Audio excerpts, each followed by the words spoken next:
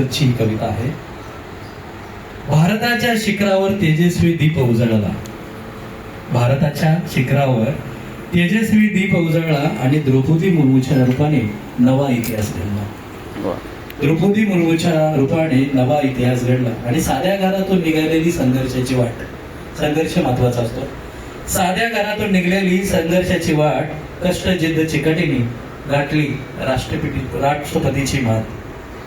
साध्या घरातून निघालेली संघर्षाची वाट आणि कष्ट जिद्द चिकाटीने गाठली राष्ट्रपतीची मात. आदिवासी समाजाचा अभिमान उंचावला, आदिवासी समाजाचा अभिमान उंचावला. सेवा समर्पणाचा संदेश देशभर पोहोचवला.